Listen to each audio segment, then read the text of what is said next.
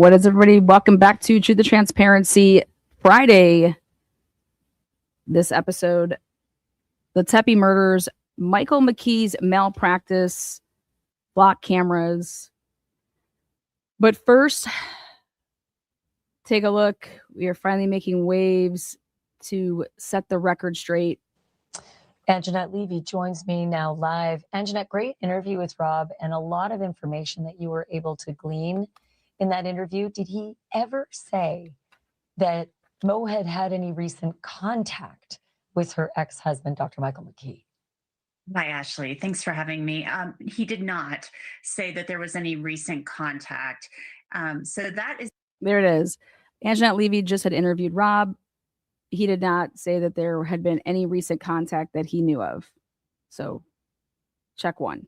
One of the most disturbing things here, because that's the big question. Why now? And it would make you think that maybe there had been some contact, but it doesn't sound like the family is aware that there had been any recent contact, that she had been open about the fact that her marriage to Michael McKee was absolutely miserable, and that he was emotionally abusive, and that he did threaten her and she feared him. A sibling or maybe somebody closer to her in the family would know that, maybe a sibling or a parent, but I'm not aware. All right, next point here. This case filing for the divorce. Here we go, check it out. That she was... For those of you who follow Anjanette, you know that she's got... Sorry, Anjanette, my voice is awful tonight. I actually feel horrible for Ashley Banfield with this. I know what that's like. And it sucks. Like, it's the worst. Our voice is like the most important thing with what we do. And so it's happened to me a couple times, and it's like the only remedy is like, stop talking. You have to rest your voice. So I feel so bad, but I've been there, so I feel your pain. I'm so sorry you're going through this. Right. Worst thing for a broadcaster, but you do Crime Fix. You've got a program called Crime Fix on the Law and Crime Network. And so you really go into the granular of changed it. And so I just wanted to get your take on just the strangeness of that and how rare that actually is. You know, I think that it's not that uncommon. I actually have a friend who lives in Columbus, and we were talking about this last week, and she said, oh, that's clerical. She said, that's a clerical error. She said that she had something similar, just some wonky things that had happened with her divorce case in Franklin County. That's the county where this took place. And so she said, that's a clerical error. And actually, she told me, because she was so interested in this, that she actually went physically and spoke with somebody at the clerk's office. I haven't checked. Yes, I did. And I said, I have all these videos of me doing it to prove, because I put it out there. You guys, I went outside the side of the road, and I was like, hey, live down here from good old Columbus, Ohio, Mound and High Street right here. Just had left the clerks, documented myself going in, documented myself at the desk, documented myself leaving, like literally metadata and all. I said, here you go, timestamp of when I went in. Here's who I spoke with, because your sources, you're only as valuable as your sources when you're going to report on something. So it's like, yes, we're getting out the news, the right way. And Anjanette's like, actually, it's not as rare as you think, and it's common in Franklin County that they have these docket entry errors. And me and Anjanette had, long conversations about it, and it was just like, here, I want you to have the material, and here's all the documentation of me going there. So it was like, you give it to somebody and then they can go ahead and vet the information. So, but I'm like so happy that this is getting out there, that this is a clerical error. Into it myself, because she said it's a clerical error, but she told me she spoke with somebody at the clerk's office and they told her, yeah, that was just like a mistake, an error. And so it wasn't like somebody went in there and requested this hearing. Absolutely. Right. And my podcast producer actually spoke with a court clerk as well. And that's going to be coming up on my Drop Dead Serious podcast, the conversation, the information that the court clerk gave her. It's just, I would hope that if they automatically send out those notices on the 17th, that when they make the fix on the 18th, they send out another notice apologizing. Okay, and I got this completely cleared up, is that there was nothing to be able to send out because it was a docket entry error, not a filing error. A filing error is when you go to completion. This did not go to completion. It was, like I said, when somebody takes, hey, I'm here to file these papers, and you hand it to the clerk, they take the papers, they got to look all through them, every single one, okay, and then here's your case number, they go type it in, and if you type in the wrong case number and you hit like an 8 instead of this and whatever, it will then pop up for them the wrong case. And then when you're looking to double check the paper okay, let me make sure my piece of paper here with the names match the names that pop up on my screen. At that point, you then realize that you are in the wrong docket. Okay, and that's why it's a docket entry error. They entered in the wrong docket number.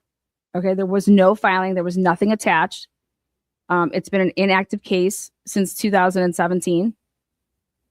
So that's how all of that goes, and nobody was notified. Neither one of these people, no parties got sent anything. No parties would need to be apologized to, nothing like that, because there was no filing. They would not know about any of this. So I just wonder if it's at all possible, Anjanette, that was a trigger, because we are all asking the same question. And in order for something to be a trigger, you have to know about it. Okay. So there's that. Now, so I have my little list of things I wanted to check off. So great job, Anjanette. You guys know who Anjanette Levy is, right? I want to take us down memory lane for a second. 2016, 10 years ago. What was the biggest thing on Netflix 10 years ago in 2016? Well, drum roll, please. Making a Murderer. Making a Murderer. 2016, 10 years ago. Making a Murderer.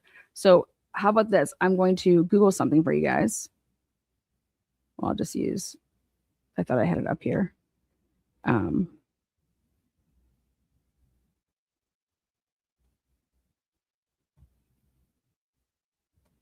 Whoops.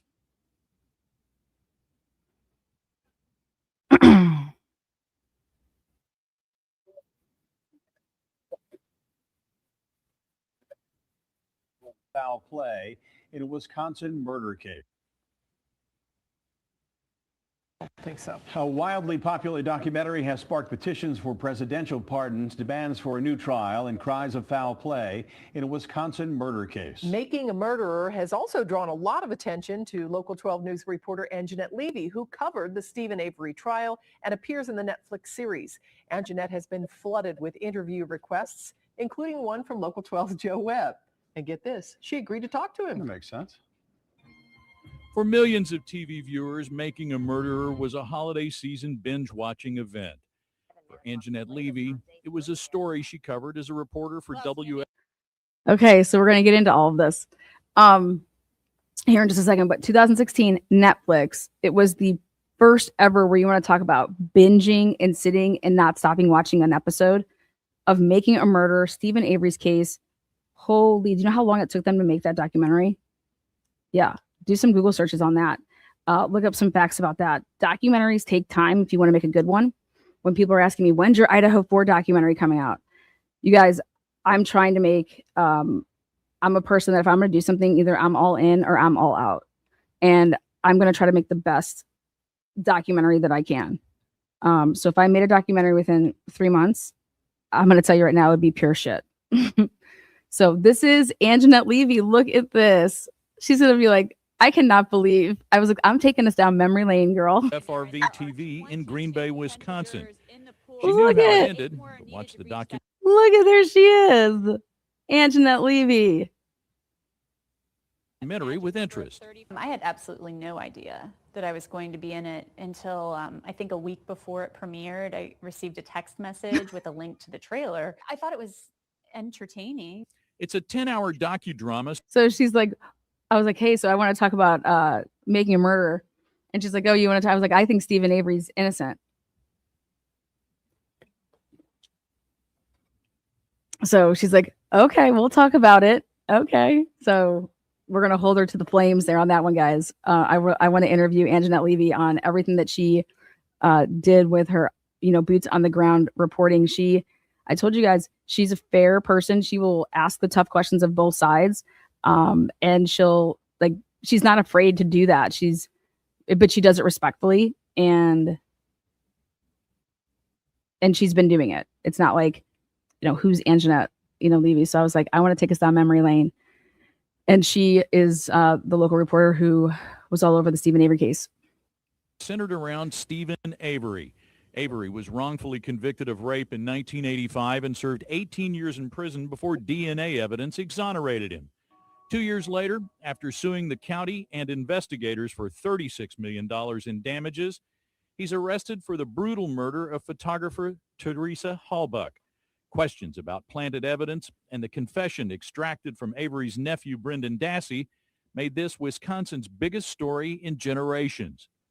Levy covered it daily with reporters from Green Bay, Milwaukee, Court TV, NBC, and the two documentarians. She thinks the documentarians portrayed the media coverage as making Stephen Avery look bad.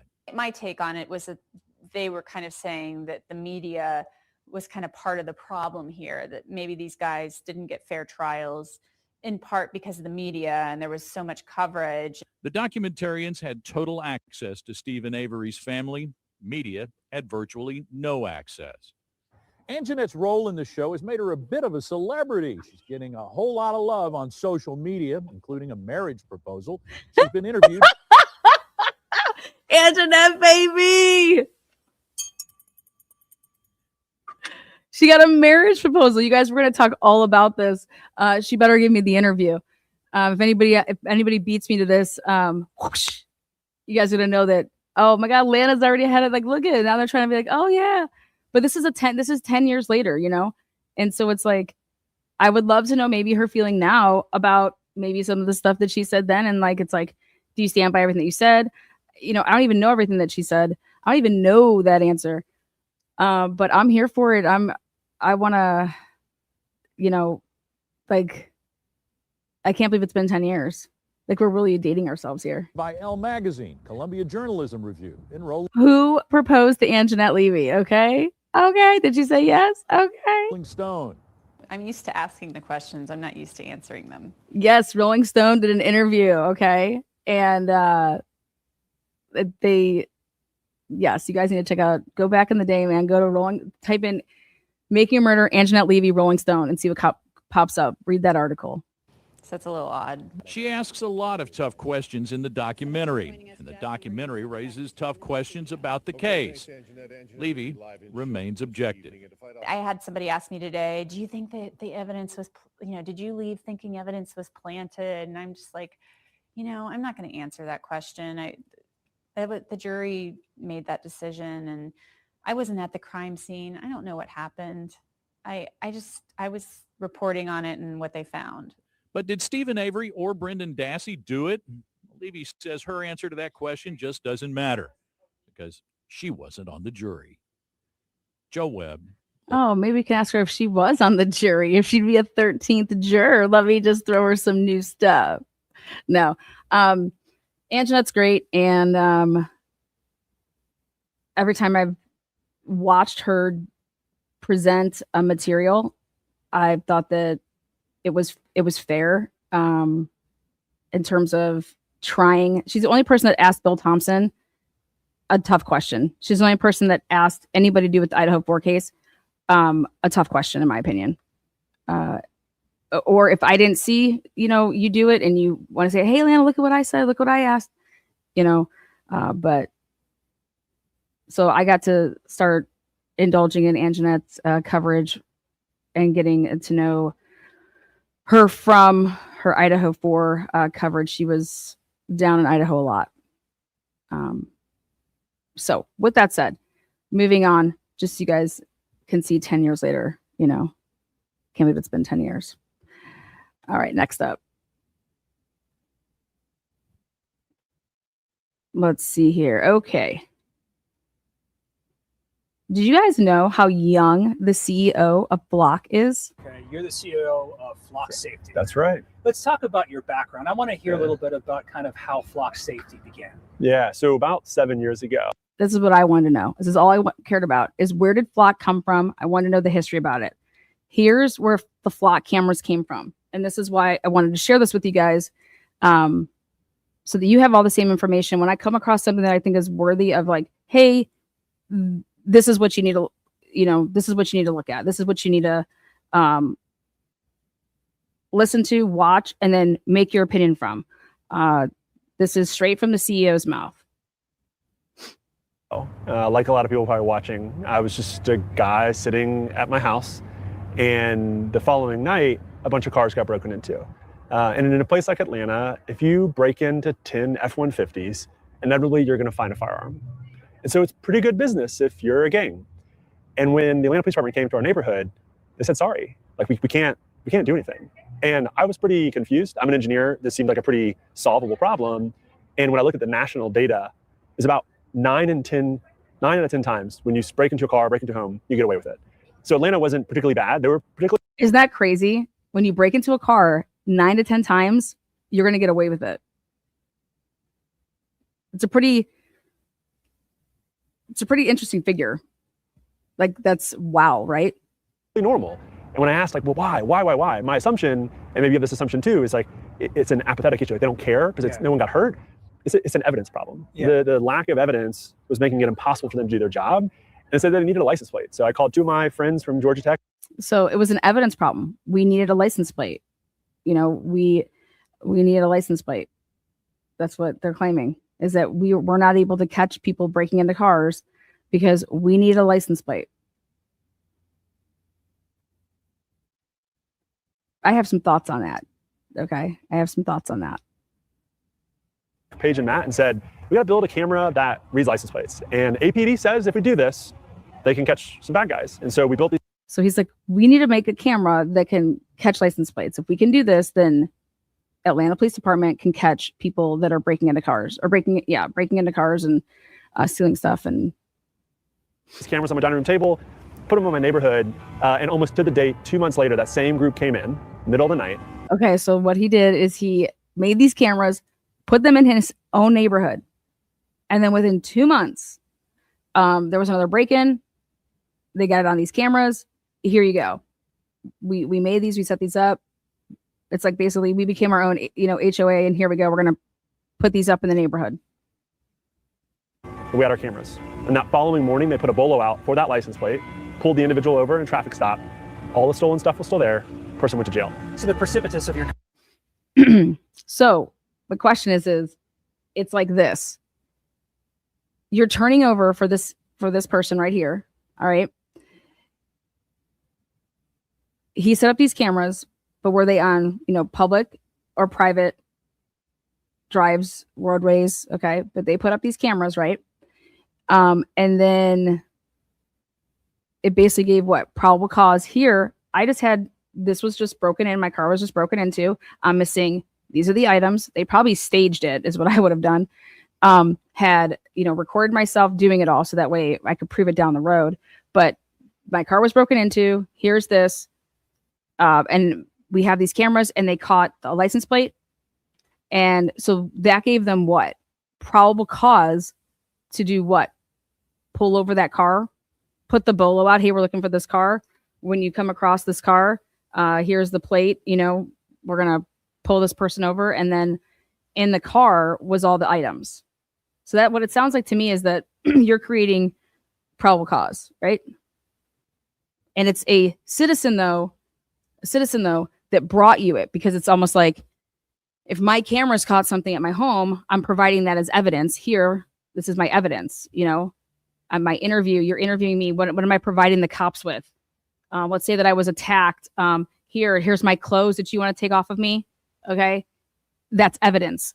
So here, how I look at it is you're turning over these cameras as evidence that, and then here's the crime. This is my stuff. My car was just broken into. Look at my shattered window. Look at this. You know, I'm missing X, Y, and Z.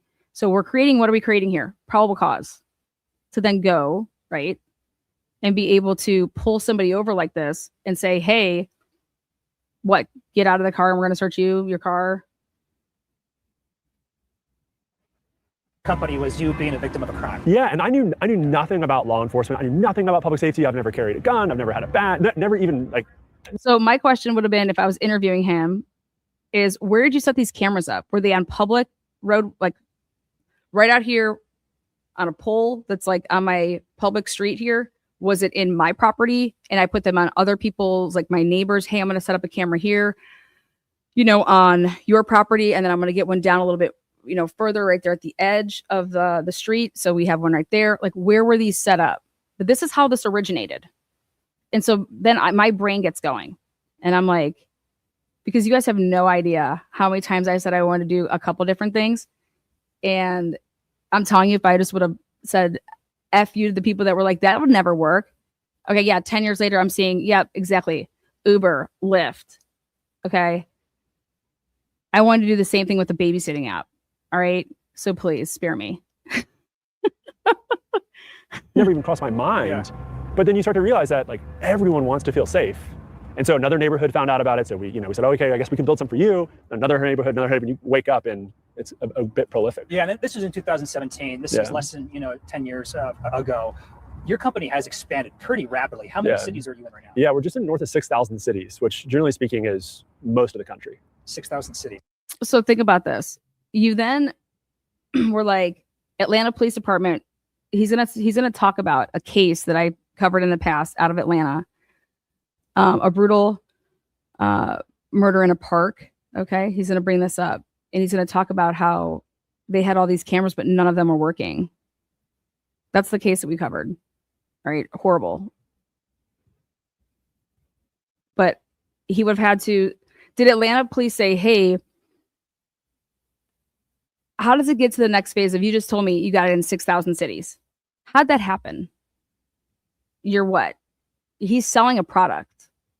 He's selling a product, because wait till you see how this is handled. Like, who actually owns the cameras, who actually can see the data on them. Because if I wanted to right now, I think I would be able to get a flock camera and put it in my on my street, and I would be the owner of that flock camera. That's from this interview. That's how I interpret it. You tell me if you interpret different ways. Yeah, that's rapid expansion. It's pretty nauseating. I mean, I'm on the road pretty much every day of the week. Yeah, I would imagine so. So what brings you to Denver today? Yeah, look, one of the best parts of my job is visiting our customers. And Denver has been a great customer over the last year. We've solved a bunch of crime. We've seen a nice reduction in crime across the city. And so I figured it's an opportunity to come meet with elected officials in the police department. Yeah. And you're here because, I mean, you know what's been making the news. Yeah. Obviously, I mean, there's been concerns about flock safety and mass surveillance. How are you addressing these concerns with the elected officials here in Denver? Yeah, I mean, I'm glad you asked about the founding story, because I think it sets a precedent that I live in Atlanta. Now, you live in Denver. I have the same worries, the same concerns, the same goals. I want my kids to be safe, and I want to still live in America. And one of the beautiful parts about America is that every city is a little bit different. And so when you look at the way I architected Flock, it is to give those, maybe think about levers on a system to the elected officials. Because what makes sense in Atlanta might not make sense in Denver, might not make sense in Austin, Texas. So every city kind of has these controls as it relates to things like data retention. Most cities do 30 days. Some cities do 5 years. Some cities do 7 days. As a CEO of the company, I actually don't care. I care what Atlanta does quite a bit. That's where I live. I vote for people that I think represent my values.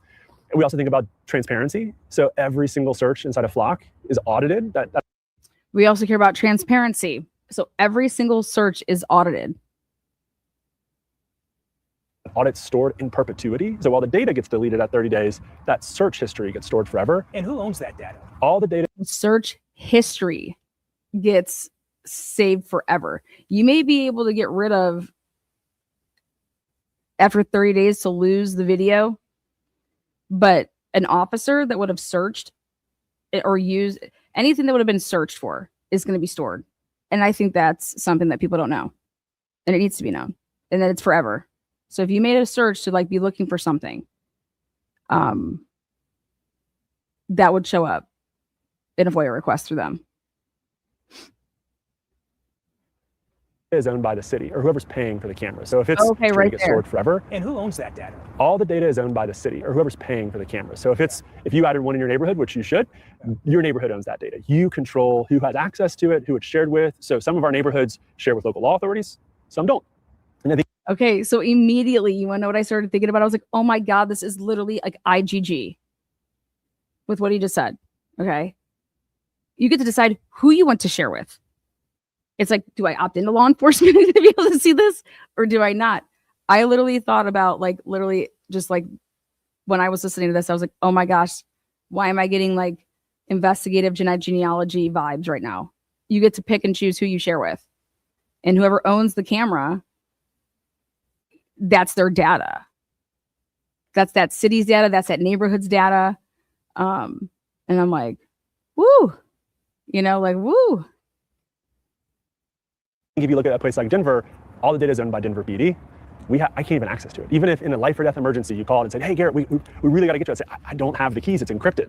Only Denver PD can unlock that. So you can't even, as a CEO, like open up a computer somewhere and tap into. No, I mean, and to be fair, right? Yeah. These situations exist, right? Life or death situations exist all the time. Now, luckily, law enforcement works really well together. And so if there's a situation in Boulder, they're not going to call Flock. They're going to call Denver and say, hey, we got to work together. Yeah. And do you own the? Okay, what he means right there is that we're going to call other cities and say, hey, look at your Flock cameras.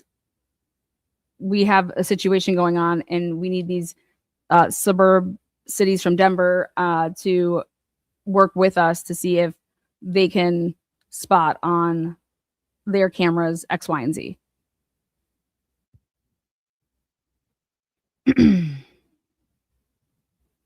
Cameras still? You lease the cameras back to the city. Yeah, it's a really unique business model. Yeah. So we own all the equipment. We have the obligation to make sure it works. And that might seem like a counterintuitive approach, but if you looked at, I'll talk about Atlanta for a second. There was a horrible homicide in our main park. There's cameras everyone's park. None of them were working. That's the case I'm talking about. None of our cameras. Yeah. Why? Who's going to maintain them? Things break. There's thunderstorms, there's lightning, all these things can happen. And so we have a service responsibility to the city to make sure that the cameras are always working and all the data is owned by the city. So do you have? Boom. So now, ding, ding, ding, ding, ding. I answered my own question by going and looking for this. Remember in the dispatch for the Tepe murders, it comes up and it's like, I don't know if that camera was facing the right way or if they moved it. I hope it was stationary. I hope it was there. I hope it was able to get everything. Remember that? Remember that little, it was like, I hope the camera worked. I hope it's in, I hope it's facing the right way. I hope it worked. I think that's pretty much the majority of what he was getting at. Well, here it is. Boom. Who maintains those? How do we know that they're working? And it's them. And he makes a really good point as to say why. We maintain the hardware of it because we want the stuff to work. And he's referencing a case in Atlanta where they had all these cameras and none of them worked. None of them worked. Well, what they're telling us, none of them worked. Like contractors or, full-time. We have hundreds of Flock employees driving around the country in bucket trucks every single day. Yeah. So just like your AT&T, provider that's sending out their technician to, hey, my internet's not working. What the hell's going on? Send somebody out, that type of thing. So we looked this up. Flock has so many employees and it's because they're servicing if there's maintenance issues with any of the cameras. A lot of news over the last few months here in Denver about your company. My question would have been like, well, how do you know if something isn't working?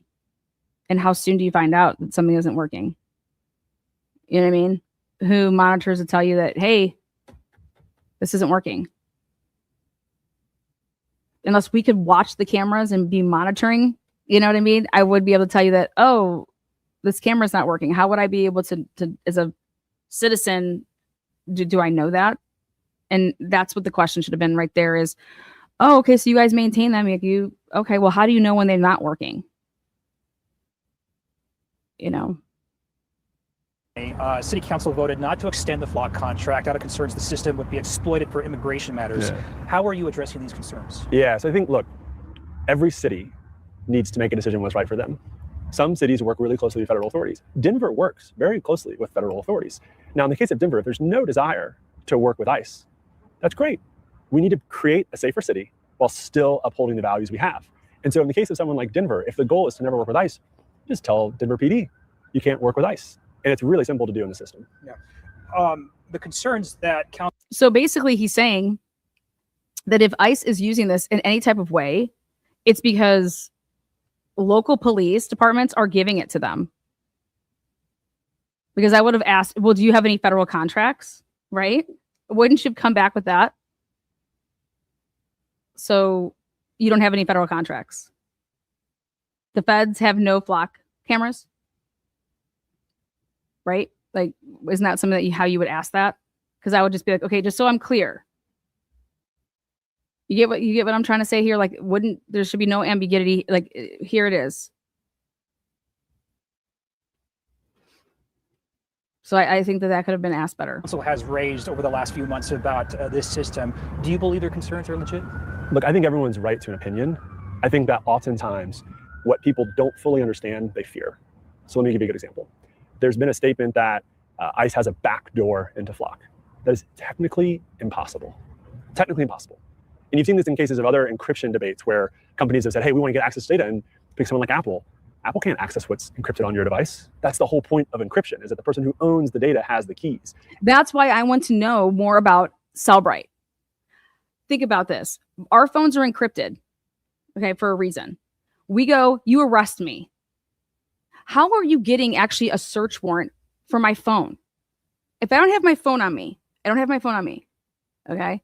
And you catch me in the act of committing a crime, and you catch me in the act, all right? Oh, we think there's evidence of the crime in my phone. What type of evidence are we talking about? Like, the whole plugging in and downloading and being able to get everything that's in somebody's phone, you guys, I think is so unconstitutional. It's not even funny. Okay? It is wild when you think about it. Okay? It truly is. And if you wanted to just be able to get into like, how should you be able to see my emails with people? Because we think that there's a crime there. Well, then you're going to say that you need to see my emails with a specific person. You don't get free reign at my emails, all of them. How? How would my email with my son's teacher who's in, X grade? How is that's a crime there? You think that there's evidence of a crime there? So when you really sit back and you think about it, it's like, these are so broad freaking warrants that are going out and just being signed by judges. And it's honestly just, whoa, like, whoa. Because like I said, circumstantially, you can make anybody guilty of anything circumstantially if you really wanted to, because you just feed it the narrative and then plug in what you want to plug in.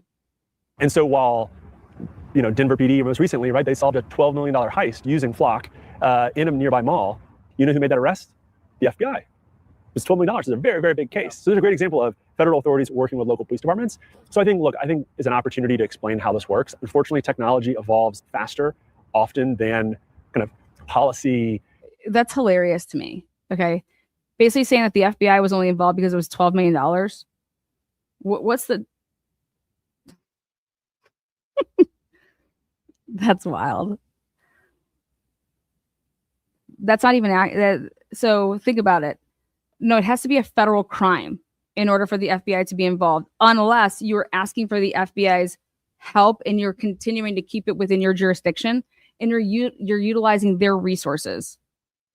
Okay, and it's still my jurisdiction though, but hey, you guys have... So to me, that doesn't make any sense. Well, wouldn't Flock have been used by the local authorities to utilize Flock? And then how does that have anything to do with the feds? So, I mean, this guy just sits there and he doesn't know, I guess, what type of interview he's conducting. But and kind of the general public can appreciate. And so it's one of the reasons why I'm excited to be here to share some of kind of the facts of how flock works. Do you think council is misunderstood here, or is it misunderstanding some of the I think technology? so. Yeah, I think so.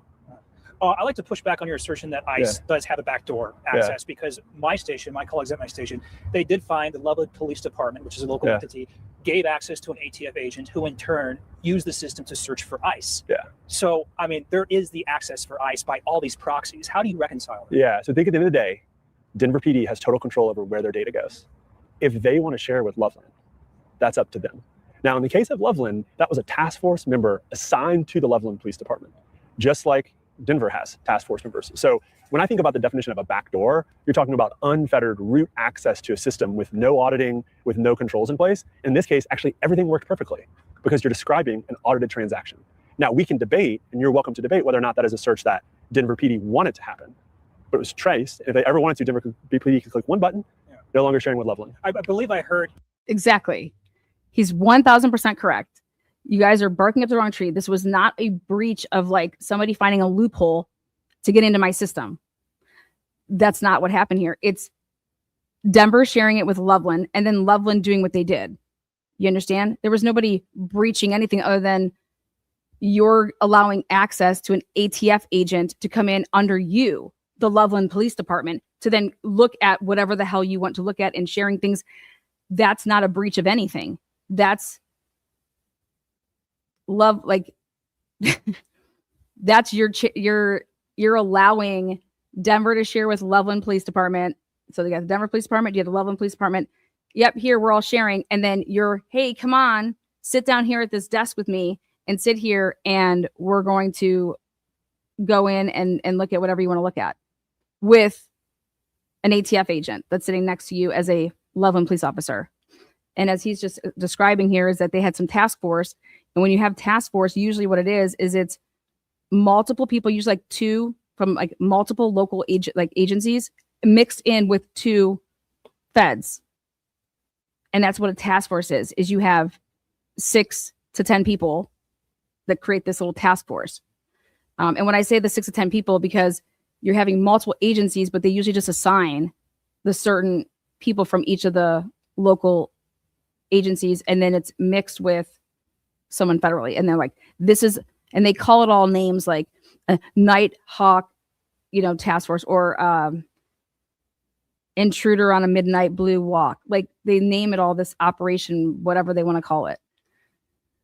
They had it over there in Idaho 4. They were running, they tell us, those guys telling themselves when they were running they say we're part of this undercover task force for students underage drinking and drugs. Well, guess what, guys? Last time I checked, if you want to believe that a task force is 2 local MPD officers and that's it, I will pray for you. I will continue to pray for you in your brain, because that is not what a task force is. A task force is multiple agencies. So that would have been like WSU, Pullman, Moscow, maybe even Lewiston. You name these local areas, and then mixed with like Coeur d'Alene Police, mixed with then a couple feds from the local branches. And that's now a task force for, what is it now? Underage consumption and drugs. And now, so ask yourself that. Do you think that just 2 people were working that night on a Saturday in Moscow, Idaho, who said, yeah, I drove around and made these loops, and now we have the videos to show that they never did anything like that? The people that wrote up a report lied. Why? Because we have the cameras now. And so I went and looked, and for the record, no cameras existed in Moscow, Idaho, or in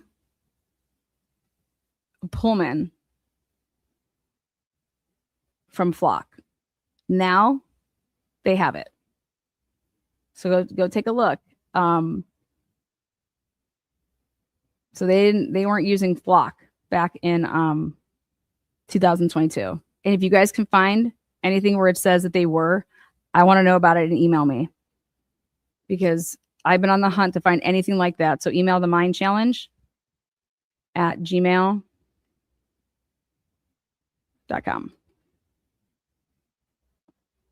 Your communication staff, and I think both, even you may have said this before, that you can't police the police data here. I don't think it's my job to. That's like very important distinction. I don't think anyone elected me to be the chief of police of America. The police. I thought that was a great answer. I don't think that anybody elected me to be to police the police. I'm not basically Captain America over here. I'm not Captain America. Well, okay. But you do make sure that nobody's attempting to get in somehow, because it's getting out there that stuff is not encrypted. Police department has a boss. It's the city manager. City manager has a boss. It's your city council. It is their job to police the police. I think there's also this interesting debate of what is society. Thank you. I totally agree with him. We all want to get on and harp with Moscow, Idaho, and the police department, right? Well, guess who's in charge of them? There's like a hierarchy, right? And people are supposed to be watching and monitoring. It's kind of like with the whole Karen Reed thing, the board of select, right? With all their freaking problems. I will tell you this though, nothing about Flock can be used. How is anything with Flock able to be used in Massachusetts, right? And then they say, well, you just can't have any audio. And Flock cameras just are looking at license plates. Because if you actually Google Duke Canton, Massachusetts, Flock, and tell me what comes up. I have it as they have Flock cameras there. So I was just like, wait, what? Because there's no audio. Widely accepted in terms of law enforcement, and that's very different city to city. I live in Georgia. The rules we enforce are not consistent with what's necessarily written down. Like, I've never been ticketed for jaywalking. I don't know if you have. It's not societally acceptable to ticket someone for jaywalking. Speeding, yes. Speeding in the school zone, definitely. So in the case of this example, like, I don't even know how I would enforce it, when instead what we want to do is we want to give the tools to the city manager, give the tools to the police department to police themselves. By saying you're not here to police the police, I think a lot of people will understand that. But it also could be seen as like an easy washing of your hands, right? You own the hardware, you own the cameras, you're kind of like a landlord. You have some tenants that might be doing some nefarious things that may be violating state law, Colorado law. How do you square that? Great question. Give it up to him. Great question, right? What type of, just because it's like, hey, I'm washing my hands. No, well, is there some negligence here? Like, come on. If you know that certain actors are doing nefarious things with it, if you know something, like, so I was like, this is a great question. I want to hear how this goes to character right here. Okay. Let's see what he says. I think that's a great analogy. If at any moment we believed our customers were breaking the law, we would call the appropriate authorities. Because like as a company, we exist to help law and order be delivered. Like, for me, a safe city is a thriving city. A city that. Now the question though is, how would you ever be able to know that they were breaking a law? Because I thought you can't get into anything. Capiche? So the question is my answer to that would have been like, I don't know how I would be able to tell if they're breaking a law though. Because what do I have access to that would tell me that they're breaking the law?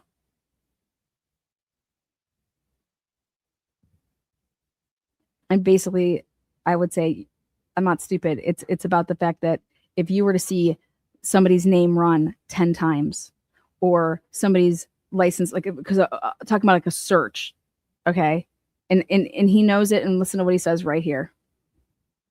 That's unsafe. Families disappear, businesses disappear, like it's chaos. And so we do think that's a part of our job. But I think the nuance that I'm trying to articulate is that when there is state legislation, we help our customers not break it.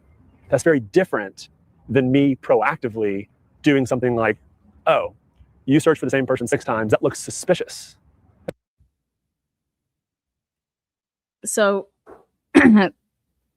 basically the way that you could police the police is by doing your own, if you had your own more or less like auditing team that flagged stuff like that. Like how he just said, he basically calling out. He knows what the guy's getting at, but I don't even know if the guy knows what he's getting at, but he knows. And so he gives this analogy of, oh, you looked up this person 6 times. That looks suspicious, And it's like, yeah, exactly what I'm saying here, which is you can tell that because of the back end FOIA parting of, hey, everything that they'd use with these, and they type in to say, search for this at what time, and all of that stuff. Okay, maybe the video surveillance is no longer there, okay, after so many days, but your search and who's searching and when they're searching and what terms they're searching and everything like that is always there. And so, yeah, when you made this, don't you think that you could add in some stuff that would be like red flags, or like everything's flagged? You have AI. Come on. Like, frick, YouTube has AI that are flagging videos to say like, oh, you showed an address or something like that. So I would think that something like that could be flagged. And should it be flagged? Fuck yeah, everything is flagged. Why wouldn't it? And for him to say like, I'm just like, that's suspicious. Well, yeah, I think it would be suspicious. Why are you keep looking up the same person 6 times in a 1 million person population that you're, policing? That's kind of suspicious, don't you think? Like, yeah, that's suspicious. We're not asking you to say though that it is, but you could definitely put in AI software that would flag that, and not, hey, just now if the name was searched over like multiple people, I think that would be way less suspicious. Who am I to tell really anyone what suspicious is? That's not the job we want. Yeah. There is a contract extension that has been signed in the month of July between the city of Denver and your company. And I understand basically how this could all be solved so simply is that there needs to be a policy that the police chiefs of each and every place that wants to have these flock cameras, that it's on them. You're going to set aside, put in your schedule, or the mayor, whoever, and you have a meeting once a month and you look at your the printouts. Like, you audit yourself and you take a look at your staff, and you are ultimately responsible for obviously your staff. And you just look through and see when you get out that printed report, and if the AI generated whatever it is that how you want to code something as being suspicious or being flagged, and that's how that can be handled, and it should be handled. And that would be on, it's like recommended by this company, right? And put on, like he was saying, the hierarchy up is going to be making sure that people aren't abusing the system, because you can stalk somebody. A police officer can just type in their ex-wife's license plate and then literally know every place that she's went for the past month, and then go in for a divorce proceeding. Okay. And, or, I mean, wild shit could happen. And I already don't trust the cops, right? I just ask questions. City Council was not presented with this contract because the amount is below $500,000, so they didn't have it. But hey, or I say, or you're a friend of a cop and you're like, hey, I really need your help. I know that you guys are using those flock cameras. Can you please do X, Y, and Z for me so that I can know where I gotta get my ex in trouble. You got to pull them over when they're coming out of a bar and get them a DUI. I mean, wild shit could happen with the intel that Flock could produce to somebody. And all it takes is somebody that does not have good moral character to partake in something like that. And that's where you get the old big bribe, the money. Here, $20,000. Here, $50,000. All you got to do is go into Flock and put in this license plate, time where this person's been. Opportunity to question this extension. There's been concern about this continuing business between the city of Denver and your company. How do you? That's why when you heard the other guy talk about, you're supposed to have a case number before you can like be using Flock. You don't need a search warrant, but you need a case number. And what I've been told is that, yeah, they can say that, but that's not happening. Well, I want to know about that. And so that's what brings you to bring up Flock. In this case right here is there's just so much talk about like, God, how stupid could, this doctor be that he's using his own car. He's, all of these things. Okay. He didn't get rid of the murder weapon. Just the list can go on and on and on. All right. He's giving fake addresses for, and that's what we're about to get into here to close it out, for this malpractice. I shouldn't even say it's for this. If the doctors had the addresses that they had and that he was partnered with, and they supplied those to this lawyer's process server, that means Mike McKee wasn't just giving, he was giving allegedly fake stuff to his employers. Okay. So who can query Flock data? We can FOIA that. We have a request in right now. Expect to gain the access of counsel's trust, or how do you expect to gain counsel's trust with this continuing? When they were talking about in this whole, it's my personal opinion that Flock was used in this case. I'm 99.9% that Flock was used in this case to get and arrest Michael McKee.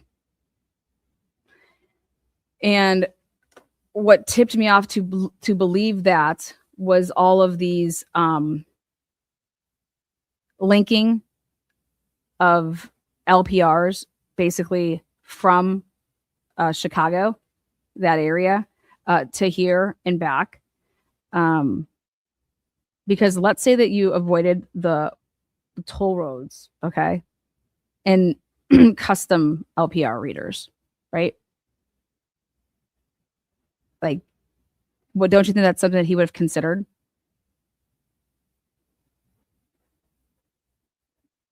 And the answer to me is yeah.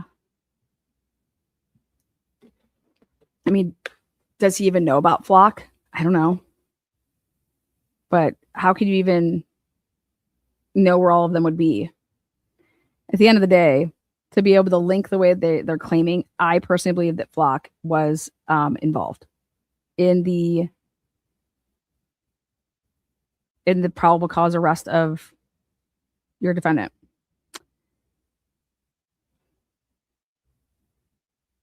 Yeah. Well, I think it's important to reflect on all the success we've had with Denver over the last year. There's countless arrests, countless reductions in crime.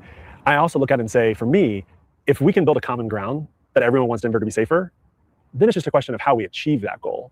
And I think, based on everything I've read about the city council members and the mayor, everyone wants Denver to be safer. Now, we have a difference of opinions of how we get there, but as long as we can agree to that premise, I think there's a path forward. Your company has been called Orwellian, by groups like the ACLU, mass surveillance. Yeah.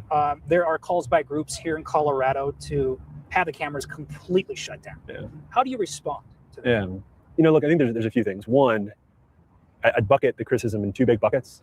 For the ACLUs, the EFFs, the activist groups, I actually think this is a healthy debating criticism. One of the beautiful parts about America is people have freedom of speech, freedom of opinion.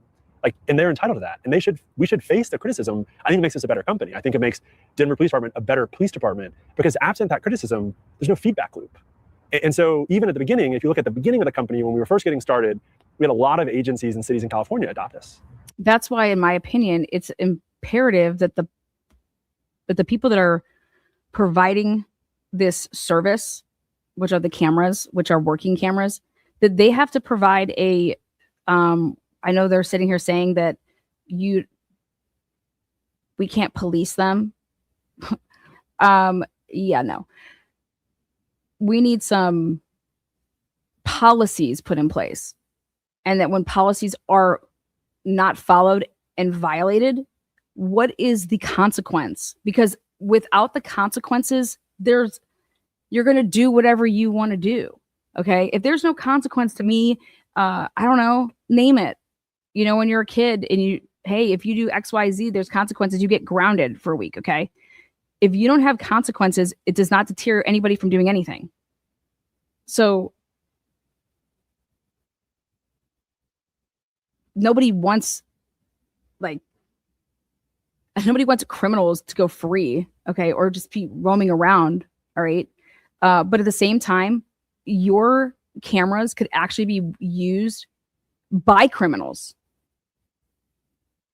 to exploit and to be able to pull out their criminal activity. Maybe because of Flock, okay, the whole carjacking number went down, or certain, the number of murders went down, okay? But what number may be skyrocketed? Do we see a difference in how many abductions? Maybe abductions have gone up. I don't know. I haven't sat down to look at it, but are these cameras teetering where, hey, yep, this went down, but guess what? This went up, but on a mass scale, what can be used to be able to pull off certain things? Yeah. Knowing people's routines is wild. You know what I mean? If you can know someone's routine and their pattern of life, like, I don't think that anybody should ever know that. I don't think that that's how is that not an unwarranted invasion of privacy? How is this not a violation of our Fourth Amendment right? So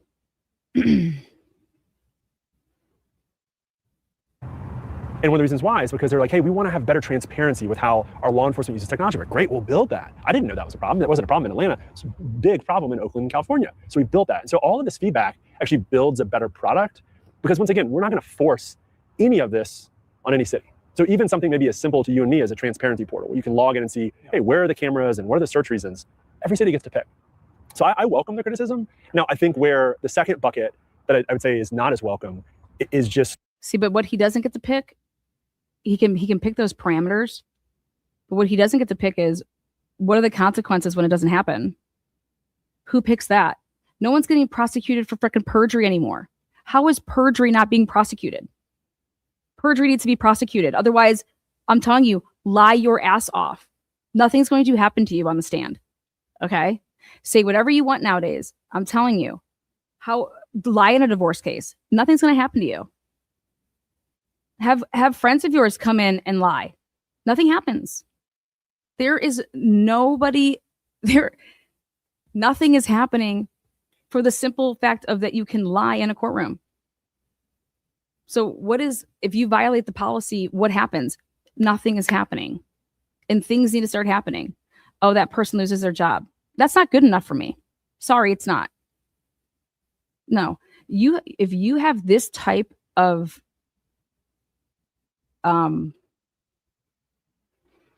accessibility, that's more than just power. It's accessibility to humans. Okay.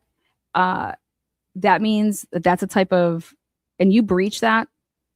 Okay. Then nobody should have access to you for a while. So go on. You're going to prison. You're going to jail. Like, this is not like okay, you lose your job. No, this should be criminal. Okay. It's not just like, I was working in the workforce and I violated my policy, and so I lost my job. No, it's not good enough, and it should never be good enough. Because again, if that's the type of consequences you want when you violate a policy, then go work at Walmart, okay, and you lose your Walmart job. But this isn't that. This is on a completely different type of a scale. Surveying people, like, what the hell? That's a menacing activity. I think you should be charged. Threats, threats of violence, threats of like disruption. Yeah. It's like, well, that's actually not productive, I think, because as long as everyone agrees we want to be safe, let's work towards a way to do that makes sense for every city. Are you worried about any sort of state law that could come up here in Colorado that would shut down your company here? I think it's highly unlikely. I think we are huge advocates of regulation. Like, to our earlier discussion, I'm not the police chief of Colorado, definitely not the police chief of Denver. Yeah. I would love it if the people that we democratically elected took a stance on what is the right policy. You look at what we just got done in Virginia. We worked really hard with Governor Youngkin to get a new bill in place to regulate license plate readers in Virginia that makes sense for the residents of Virginia. And that should be different than Colorado and different than Texas and definitely different than California. Are you confident that City Council will eventually renew your contract here in Denver? I do. I think Flock is hands down the most effective way for modern police forces to fight crime. And as long as the city council without a search warrant. Without a search warrant. Without any reason. And they say, well, you have to have a case number. Do you? Go call up people in LA. See what they say. Go call up places and ask them, if you're going to use your flock cameras, do you need a search warrant? All of this is just, you can do all of this without any, like,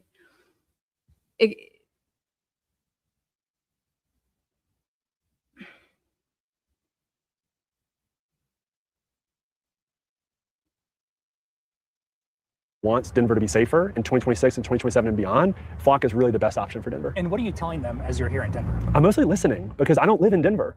And like, I don't claim to know every detail of their concerns. So I really want to better understand what are their concerns and can we build a product, can we build a solution that puts their concerns at ease? Because I know, speaking on behalf of Denver PD, this is a really successful product for them. And in a moment in time where budgets are tight, where staffing is low, that's the wrong trend. If you're trying to fight crime, technology is that force multiplier. You got to find a way to make sure that everyone's happy with how this works. So you're in 6,000 municipalities. Yeah. Do you have any federal contracts? We don't. No, so no contracts with. There you go. Do you have any federal contracts? Remember I said, I was like, wouldn't that be a question you want to ask? He came back to it. Hot damn. And what was the answer? No. No federal contracts. Well, that's not the same with IGG labs. Do we believe him? How this works. So you're in 6,000 municipalities. Yeah. Do you have any federal contracts? We don't. No, so no contracts with ICE? No contracts with ICE. Okay. If there is any opportunity down the road, would you sign a contract with ICE? I mean, I think who knows what the future unlies. I mean, to be clear, it's a federal law enforcement agency. We are in the business of enforcing the law, helping our customers enforce the law. So would we sign it? I mean, I can't say no, never, but not today. We don't have a contract, nor do we have really any pipeline with them. How do you? Nor really any pipeline with them.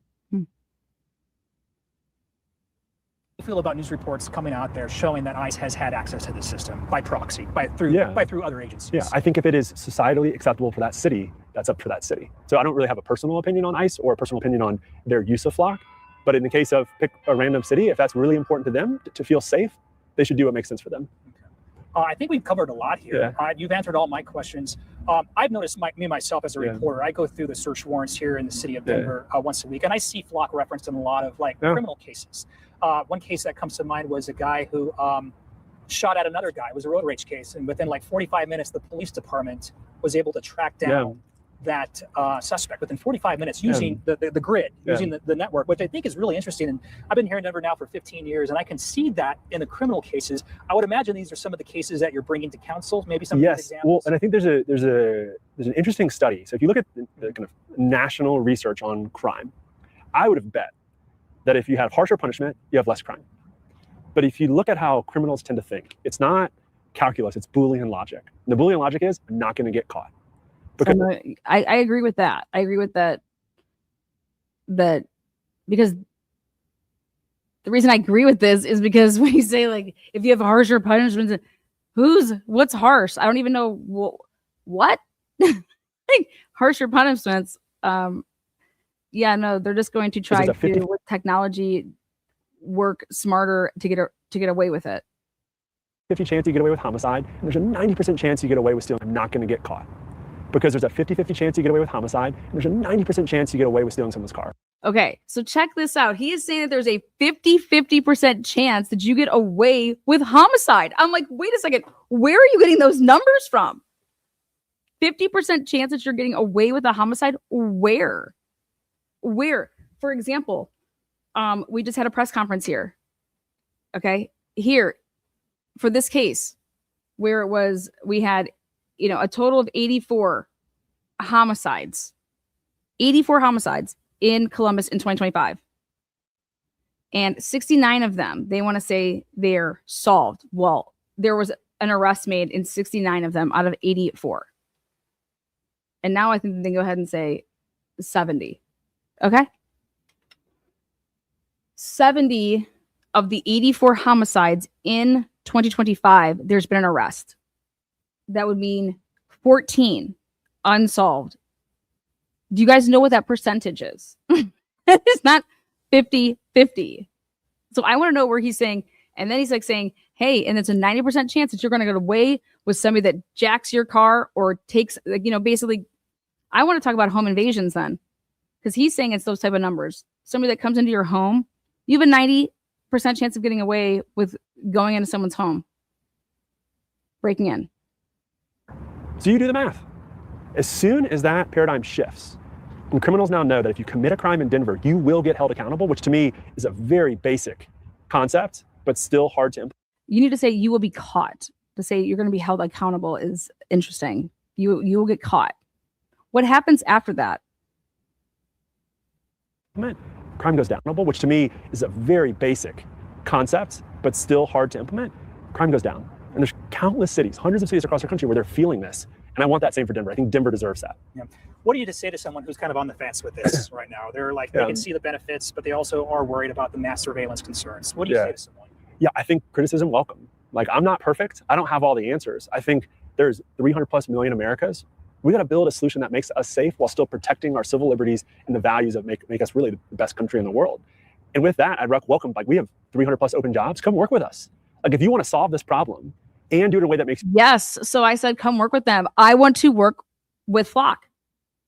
I want to check these audits. Yeah, because put good character people in positions where, like, hell yeah, let's go. Like, this is, it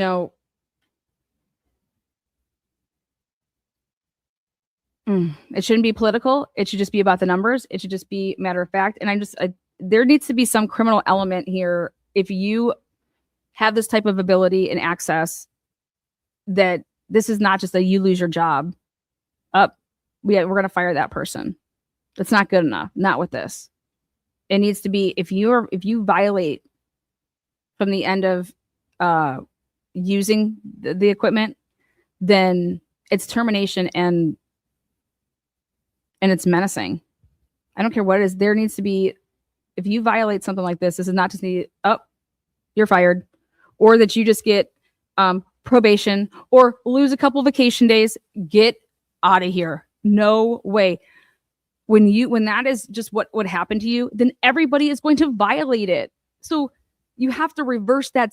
Everything that he's saying, hey, guess what?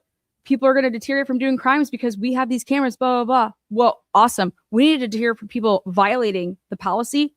And by having harsher, you're fired, and then prosecute.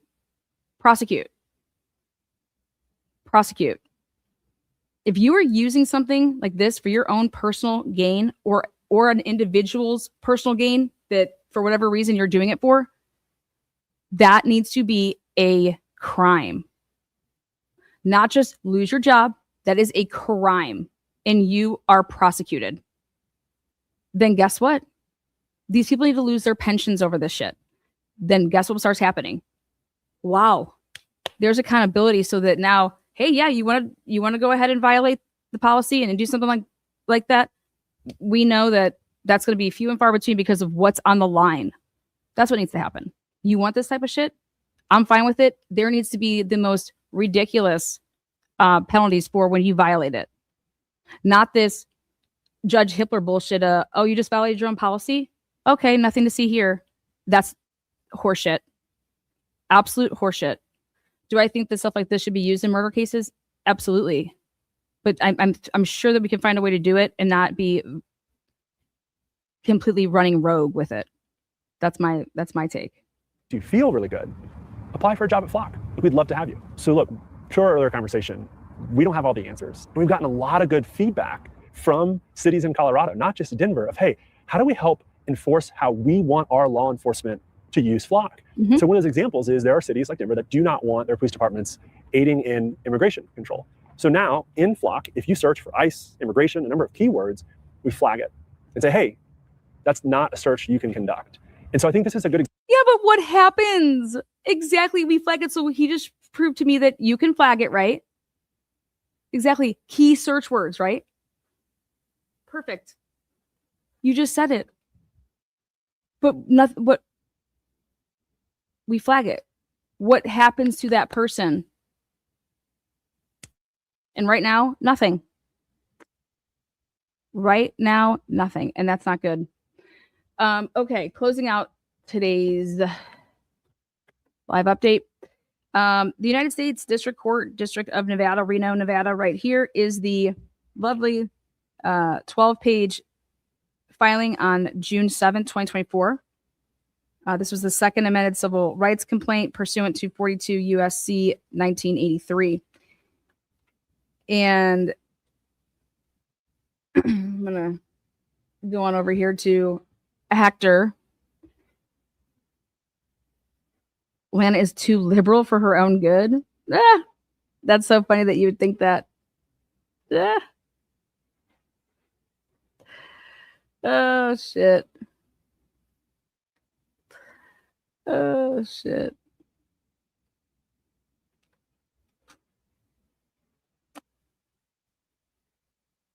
Oh, boy.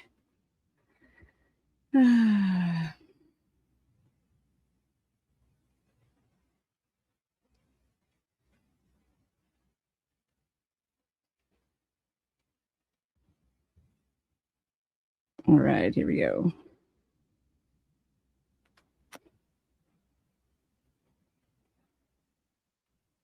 Dave just must need a hand job. Anybody that listens to Dave Matthews Bands needs lots of hand jobs.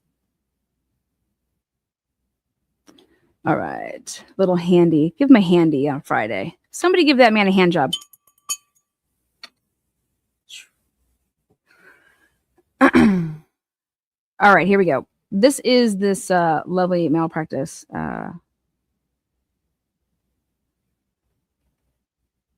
This is an action.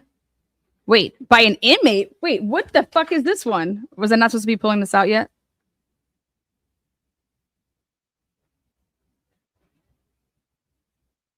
Oh, boy. This isn't the one I wanted to go with.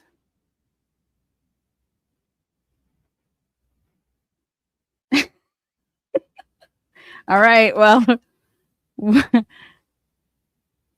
this isn't the one I wanted. This isn't the one I wanted to do right now. Oh, hell.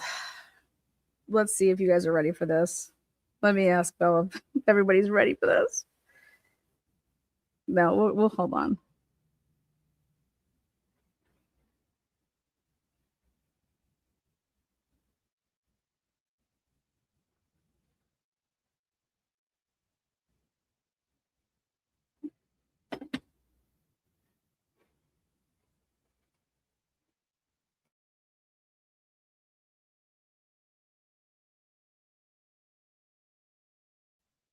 One second here.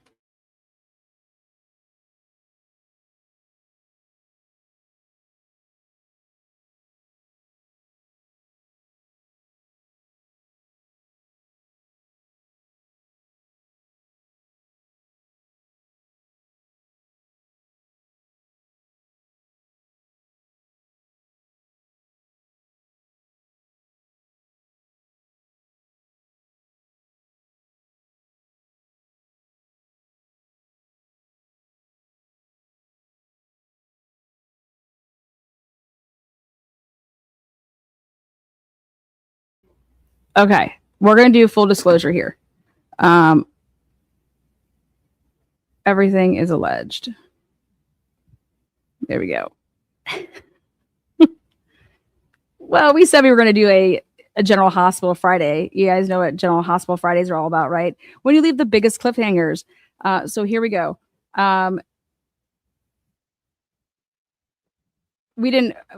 was debating on waiting to do this, so fuck it. Here we go.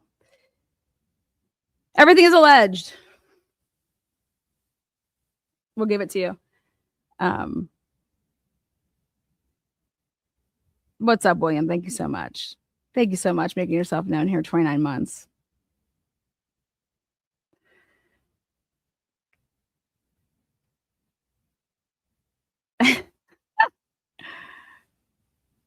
All right, so in the top here, when you look at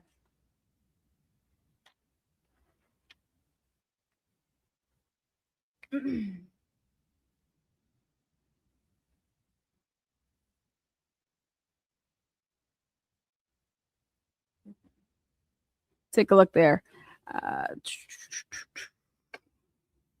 Dr. Michael D. McKee, MD, in his individual and official capacities.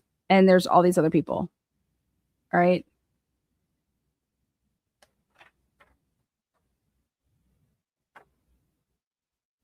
Plaintiff is Edwin Velez, plaintiff, by and through his attorney of record, okay, Colleen.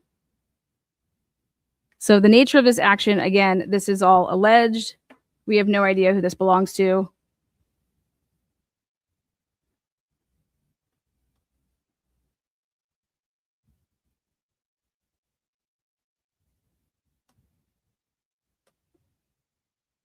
So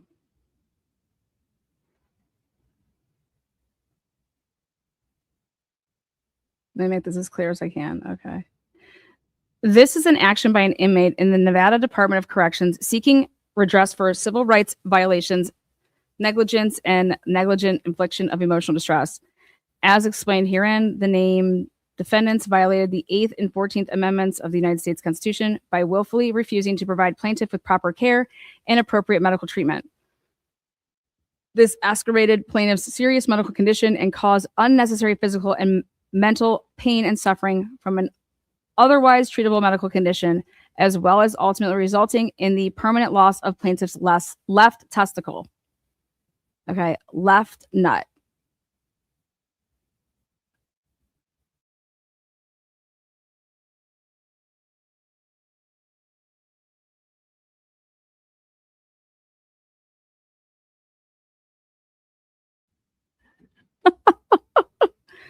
Remember we put it out there that there was a left nut involved? Okay. So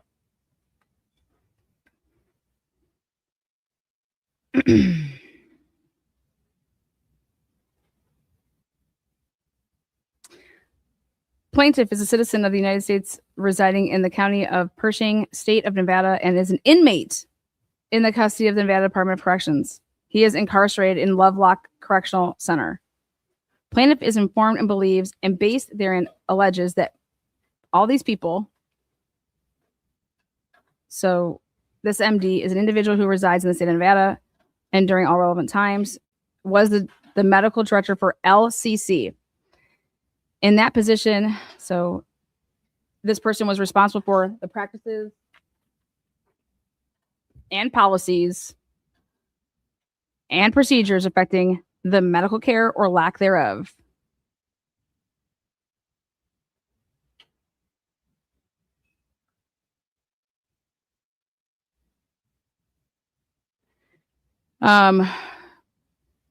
Plaintiff is informed and believes and based upon their alleges that, again, another MD, they're just putting everywhere where they've worked. So they're going through all of these MDs. Okay. So factual allegations.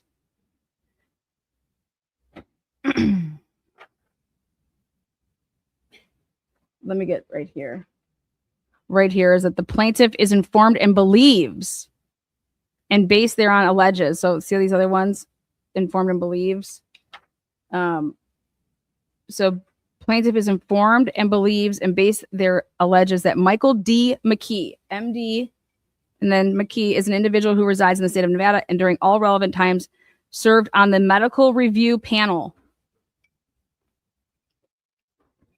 and was responsible for the practices, policies, and procedures affecting the medical care or lack thereof that plaintiff received as an inmate at LCC.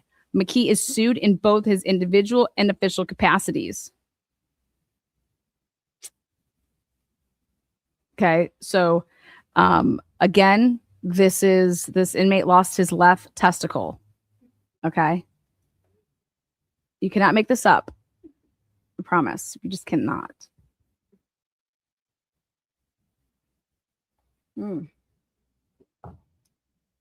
I needed to grab a stiff one. Here you go. So we have that. Here's these allegations. Plaintiff, while incarcerated in LCC, had a job in the kitchen to prepare and serve food to other inmates.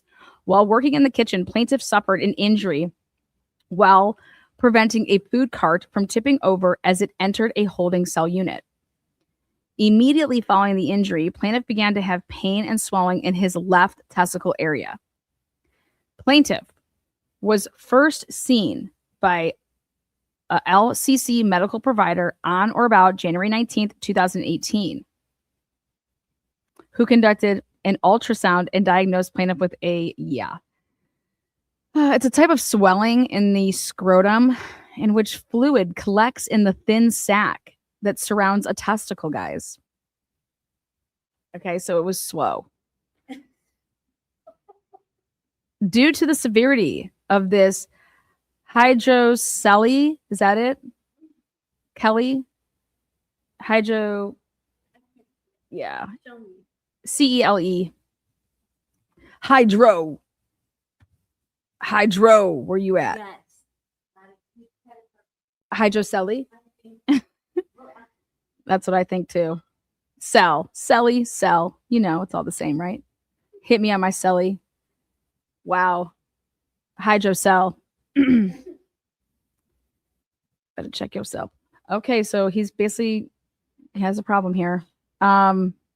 Yes, this was a very severe issue, which plaintiff reported was causing severe pain. Okay.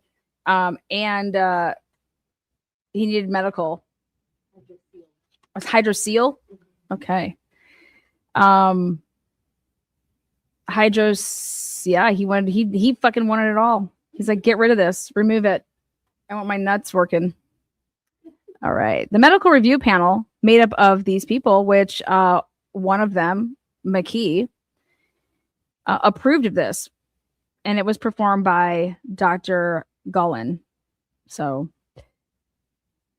plaintiff is informed and believes, and based therein alleges that all these people had no experience in performing this hydrocelectomy, and that this fact was known to the medical review panel. Oh my God. Hey, this dude can totally operate on his nuts. It's fine. Yeah, this guy's never done it before. It's gonna be hilarious. I mean, is this some sick joke? Like, this is Michael D. McKee was on this review, the medical review panel, and he basically is alleging that you knew that this man has never performed this type of surgery ever. Yeah. So the year I think is interesting though is wow. So when was this supposed to be happening? So here on or about January 20th, 2018, he performed. That he was out there in 2018. That's what we were saying yesterday. Is he pretending to be a whole bunch? What's this mean? What? He performed a hydrocelectomy on plaintiff where he entered the Tunka. Are you guys kidding me? I don't want to read this. I don't want to read this. Look, come on. Okay, just have them. You guys, this is not the Friday I was looking for, okay? Yeah. We didn't think that he went out there in 2018. This can be added to the timeline now.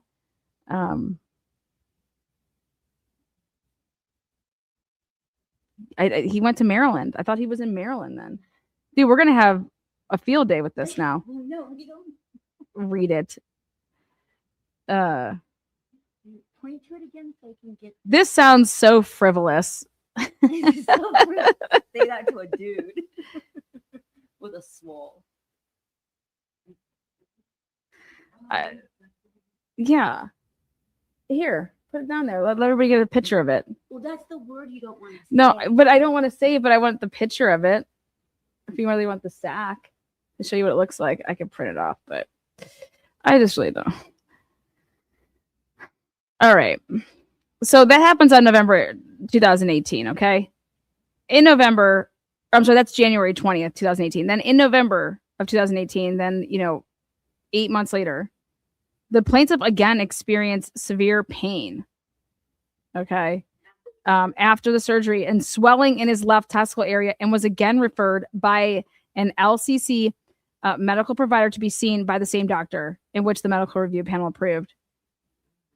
Dr. Gullen drained the plaintiff's hydrocele, but again failed to perform a proper hydrocolectomy to prevent additional fluids from accumulating. Oh my God, it returned.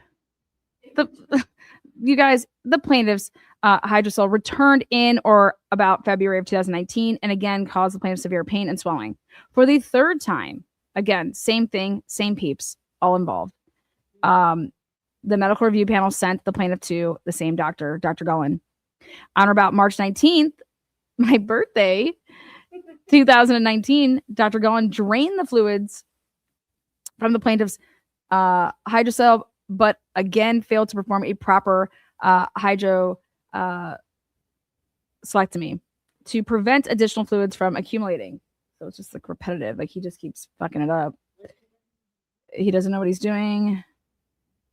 On or about April, so basically like a month later, the plaintiff reported to an LCC medical provider that his left testicle was large, tense, and painful. For a fourth time, oh my goodness. On or about May 3rd, it was drained again. Oh my God. But again, failed to perform a proper, he just didn't do it right again. So this is what he's alleging, is that none of this was done correctly.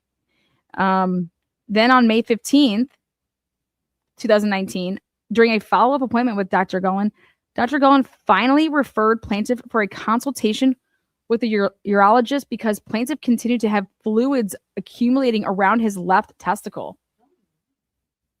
God, how, I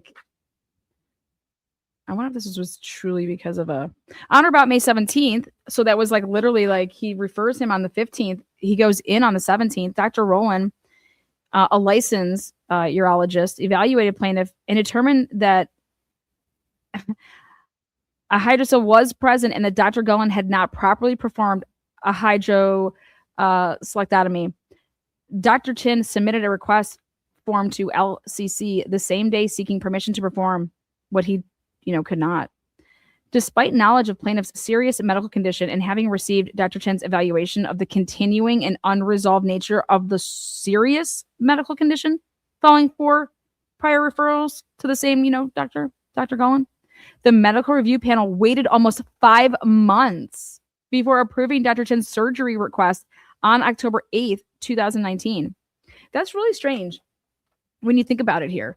He went in on the 15th. Then he's seen, they get him right on over to Chin. And then, hey, they hang on to doing anything for 5 months. Yeah, I think so. Yep, he is. Well, but no, he got to see somebody in 2 days. So here we are. He waits 5 months and before approving the surgery request on October 8th of 2019. During his performance of the hydrocolectomy, Dr. Chin diagnosed the plaintiff with a 4 to 5 centimeter cyst mass of necrotic ceasing tissue in plaintiff's left testicle. Yeah. Because that's dead tissue. Because of the appearance of the mass and the extreme inflammation that he observed, Dr. Chin performed an orchiectomy to permanently remove plaintiff's left nut. Damn.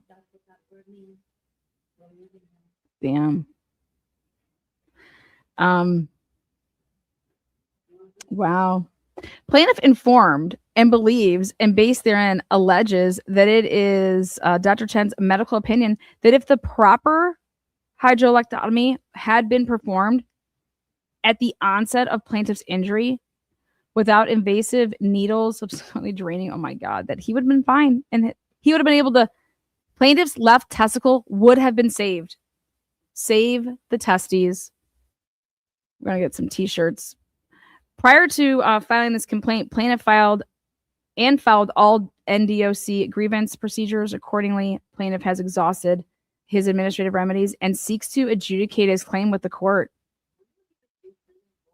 I think he's still there. Anyways, so here we are. Let's just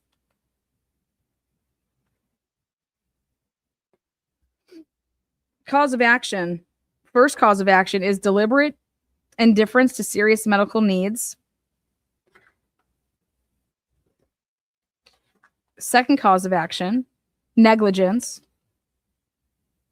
Defendants, all of these names plus McKee, owed plaintiff a legal duty to use due care with regard to his treatment, including his medical treatment, whereas defendants individually or collectively controlled the plaintiff's activities and medical care at LCC, as well as with any referred medical providers. Third cause of action is negligent infliction of emotional distress. And demand for jury trial. Prayer of relief. And Colleen McCarty, not McCarthy, but McCarty. And Daniel Mann. This is dated 7th day of June, 2024. Okay. Well, guess what? This is not the same. He was sued back to back. Okay, so guys, he was sued. This is a June of 2024. He was sued in May of 2024 with the other incident. Yeah, it was him, but like I mean, again, if this is him, who the fuck knows? Honestly, who knows?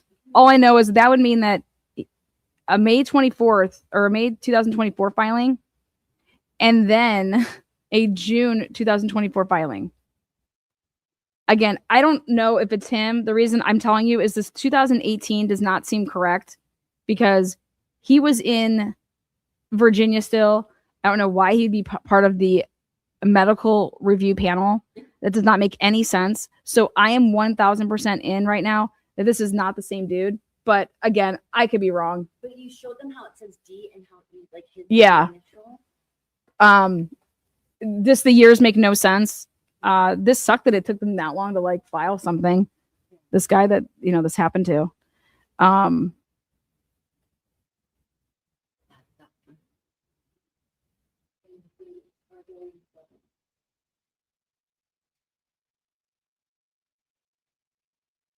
Which one's this one? That's the one with the PA.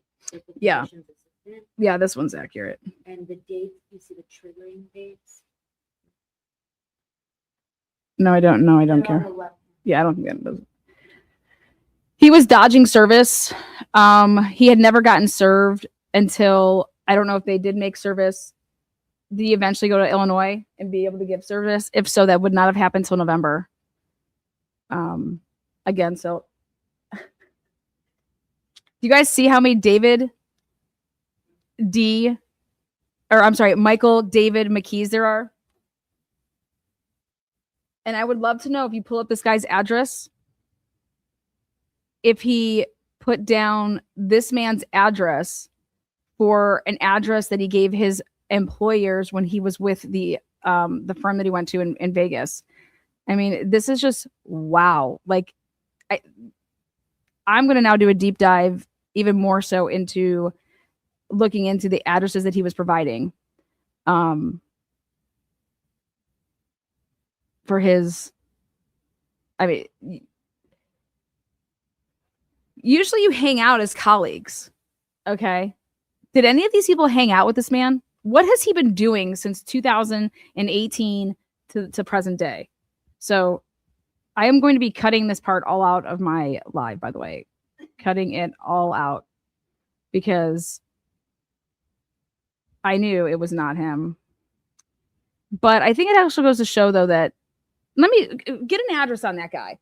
Get an address on this guy right here, because if it has anything to do with Winter Haven 3442 Winter Haven address, then we can prove that he purposely gave that wrong address to this declaration right here. I'll show you guys what I'm talking about. Let me pull it up.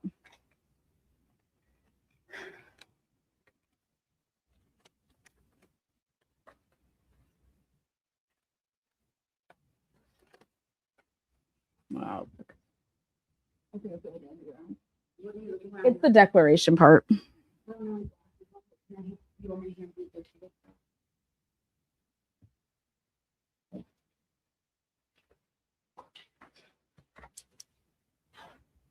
Yeah, this is it.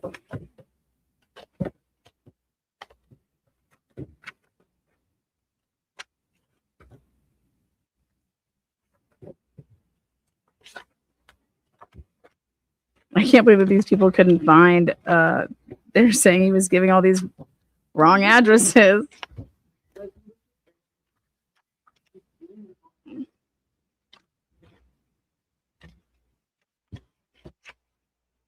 No, it's not in this one.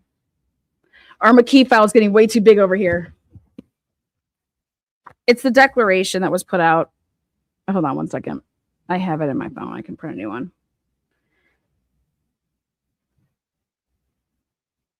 It didn't make any sense when I saw the addresses that were being used.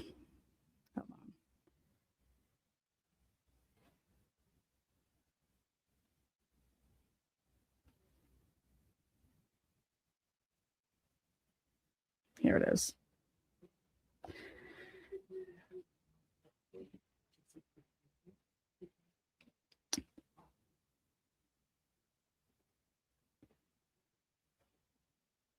Also, you know what? He says I have reason to believe that this Michael was on the medical review panel. It's like, where did he get that information from? Okay, here it is. So there's a couple things I want to point out here.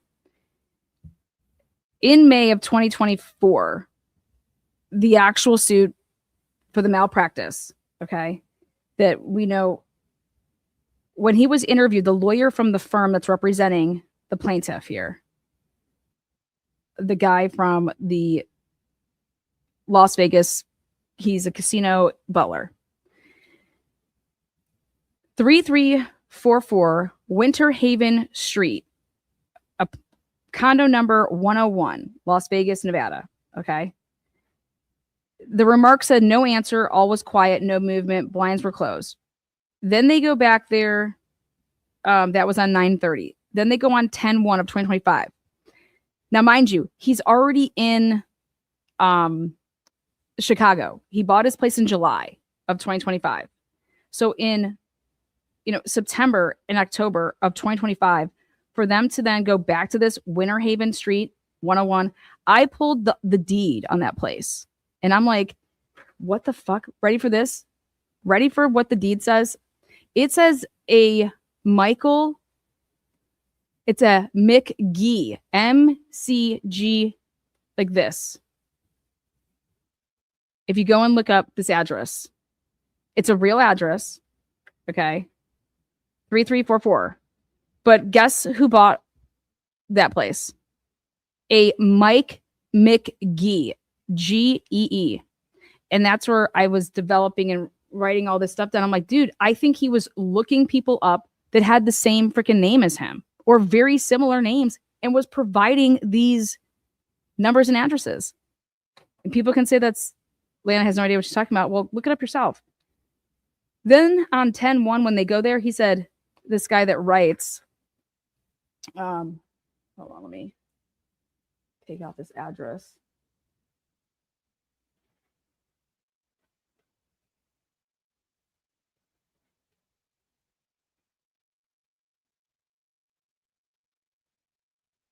I have to making sure that all these addresses are gone.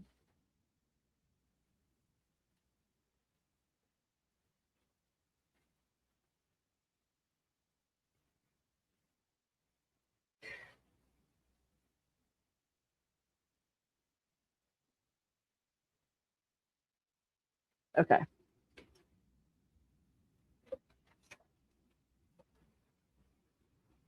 Here we go.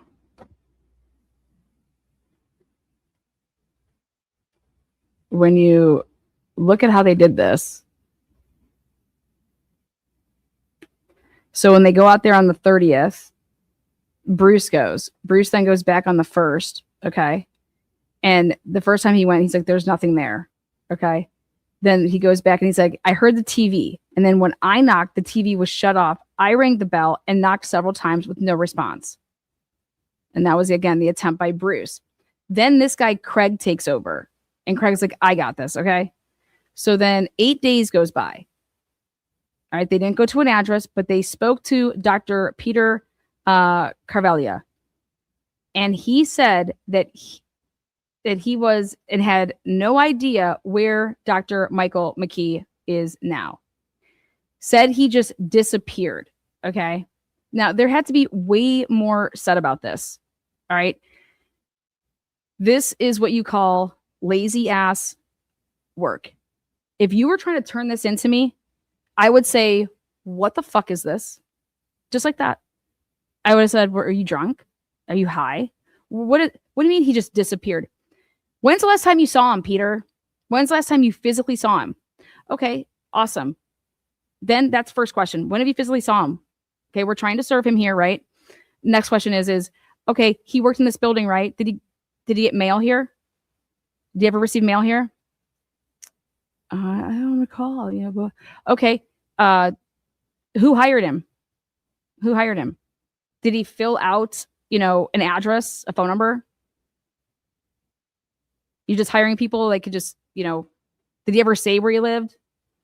Has anybody in this building talked to him? Nope. No, I mean, he just disappeared. When did he disappear? When did he just poof disappear? How long has he not been here? When did he stop practicing? What do you mean poof disappear? How is he getting paid? Direct deposit? You're gonna have to subpoena all that. Okay, sounds good. Get him on the record. Get him saying stuff. But this right here just poof disappeared with no explanation of when. Hey Peter, when's the last time you saw him? I just said that this is like a half-assed job. Like, what is this gonna get me? Poof disappeared.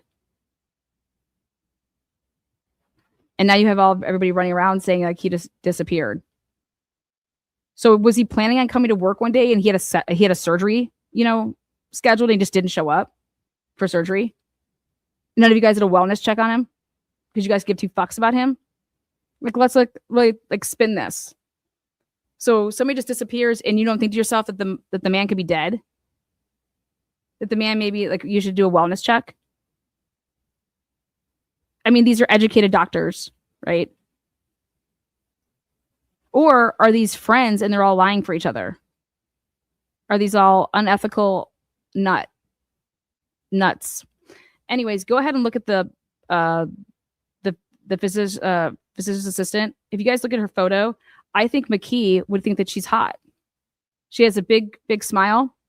I think McKee, this is the physician's assistant that supposedly McKee just let perform an operation or help with it that they didn't know what they were doing or they shouldn't have been doing it. And I told Bella, I said, well, shit, I wonder if that's his trigger. She's married. We did a whole deep dive on our lovely physician's assistant. She's married. Did McKee try to I don't know, toss some game that way? And she was like, what the fuck are you doing? And so boom, another huge rejection. And but that's my opinion. But why would he think about this? Why is he letting her, he's the doctor, right? He's got to be to show off and be like, I'm the bad man, I'm this badass, right?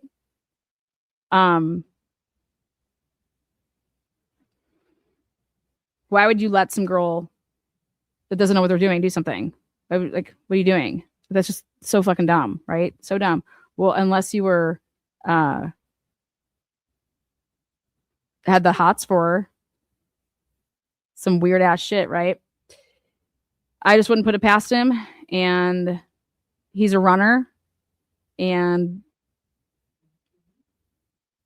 maybe he was, I think if anybody should talk, I think I would be so interested to hear what she has to say about her relationship, her working relationship with him. I think that she's going to be a key witness if this should go to trial, because that's the last female truly that he had any relationship with. And when I say any relationship with, even a working relationship, that's a female that we know that he had a working relationship with. And it was the most recent that we can come up with. And this whole poof disappeared. Why wouldn't you ask I know that he probably can't, but Peter's on a lawsuit. So why didn't you ask the physician's assistant? That's who I would have asked before Peter. Maybe the physician's assistant said, talk to my attorney. I have nothing to say. And Peter's over here like, listen, we don't know where the guy is. Okay. He literally just disappeared. He just stopped coming to work. And you guys weren't at all concerned that he could be dead. Like, the doctors just don't not come to work. But I guess in Nevada, it's okay. You know, if roles were reversed here, why isn't anybody up in an uproar right now to say, hey, why wasn't anybody at this doctor's office like the way they were with Spencer? Okay, well, because Spencer's fucking cool as shit, awesome, and we all actually like him, and we were friends with him, and it was it was normal for Dr. Michael McKee just to not show up, and then we would just have to reschedule patients because he just fucking, I don't know what he did, but he was always rescheduling and just wouldn't show up. So it was nothing new. And no, we wouldn't call a wellness check on it because, yeah, we don't care. So I want to know when people are going to start talking about it that way. Because the poof just disappeared. The headlines that are, and the way that they're running with it, local and mainstream media, is fucking hilarious to me. Because I'd be running with it to say, oh, well, somebody that just disappears, why aren't these doctors doing wellness checks or at all concerned that he's working and part of this, like, I don't know, they have some, what is it called, the associates, LAS associates or whatever. Doctors just don't fucking disappear, man, period.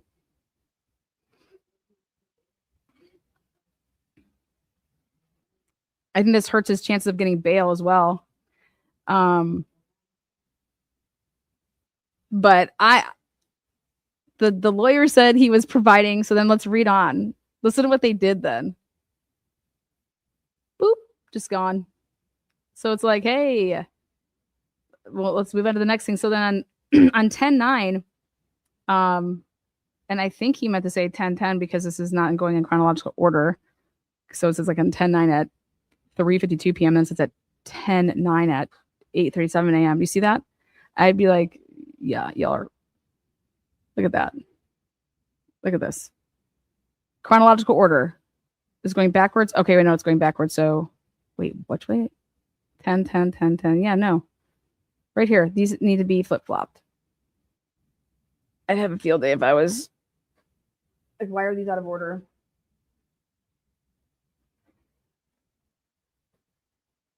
So this just changes my opinion now, even of like all of this. Is this even like, did he ever even say this?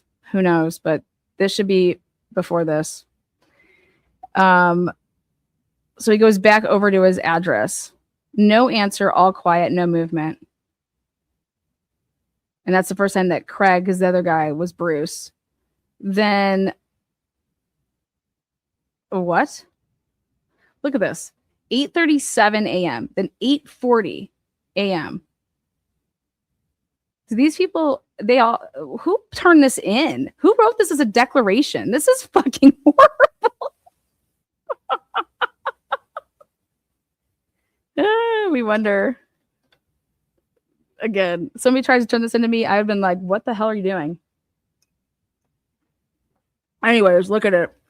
So the reactions on the 9th, the reactions. And at 8:37, he knocks on the door. No answer. At 8:40, he's like, researched online, found that the defendant's medical license expired in June of 2025. Phone number. And then I don't give it, you know. Blank with the medical board. I called this number and it was a fax tone. Okay.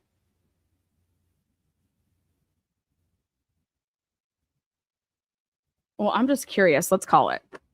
Let's record it too. What's the number here?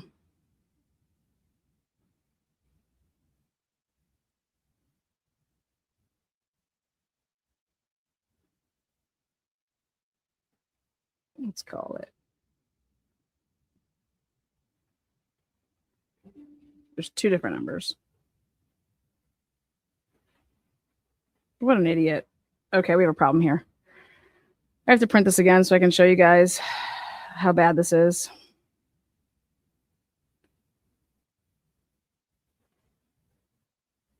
Okay. So you would think that these two numbers would be the same. So he's like, I researched online, found the defendant's medical license was expired in June of 2025. The phone number says it's 702. And then there's supposed to be like the 3 numbers here and then 4 numbers here, right? Well, and he says that this was with the medical board, like it was, so it says period. And then it says, I called, and then he writes, well, guess what? It's the different number. Okay.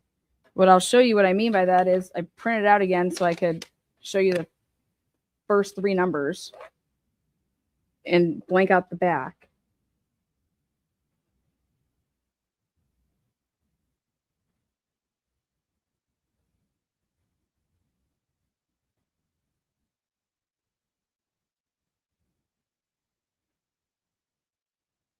Okay. Here you go.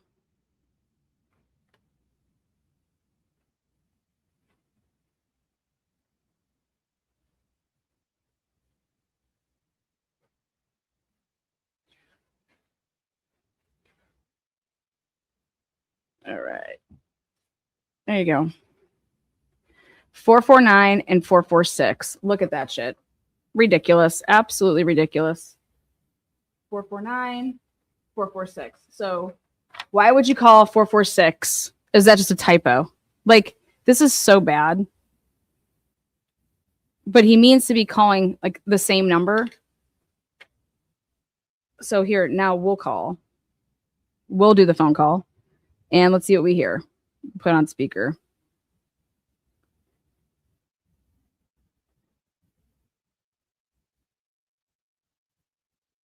We'll call the 449 number first.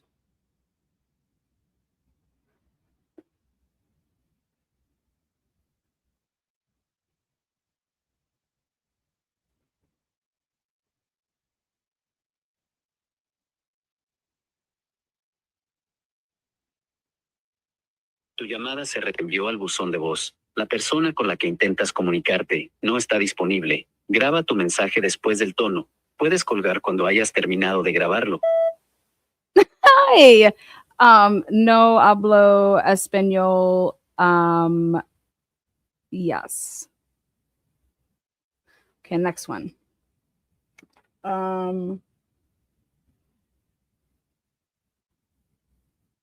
702.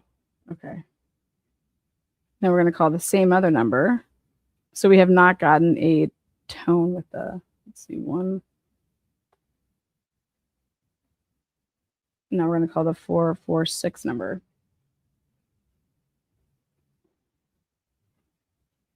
See if there's a fax tone.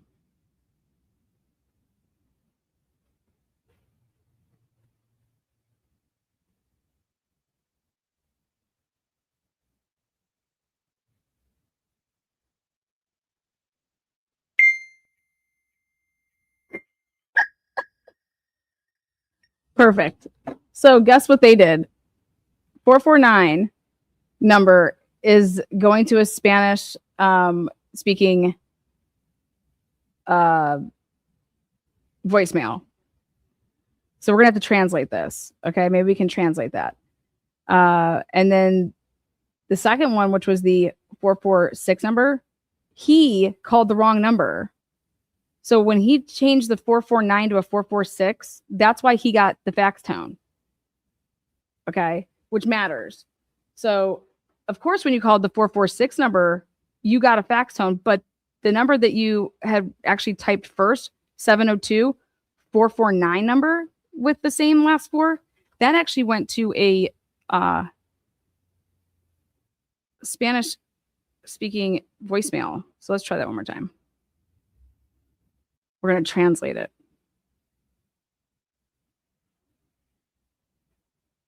Tu llamada se reenvió al buzón de voz. La persona con la que intentas comunicarte no está disponible. Graba tu mensaje después del tono. Puedes colgar cuando hayas terminado de grabarlo. Hola. We're seeking Michael McKee.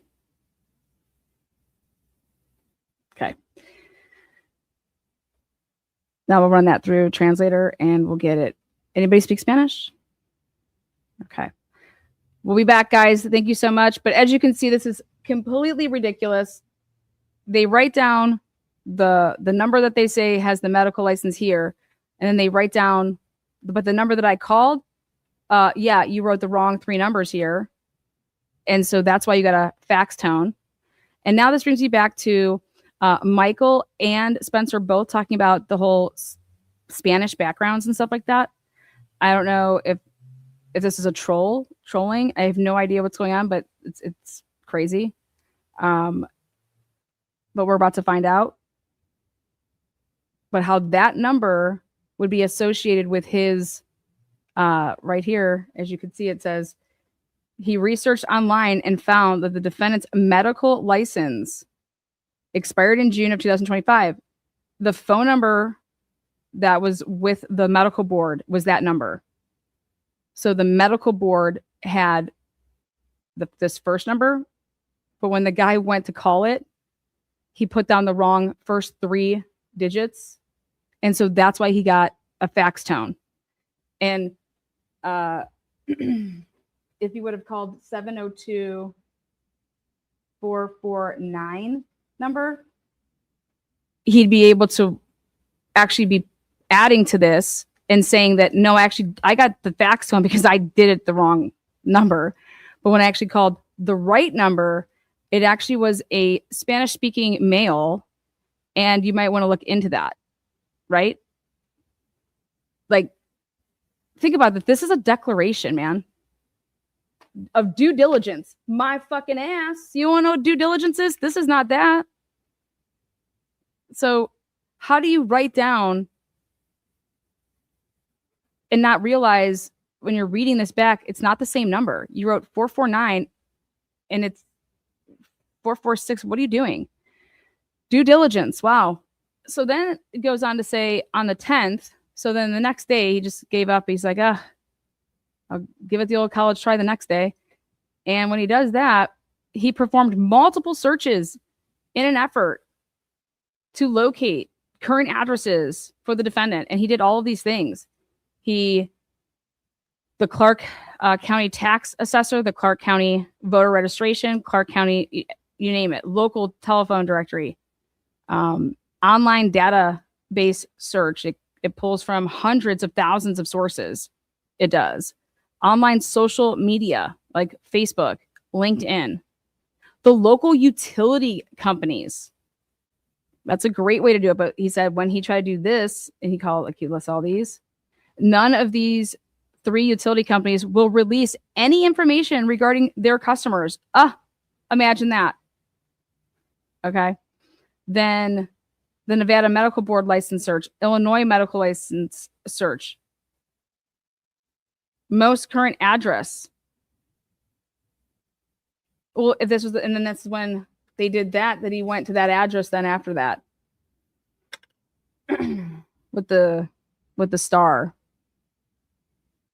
Service will be attempted at this location and a possible phone number of this. So anyways,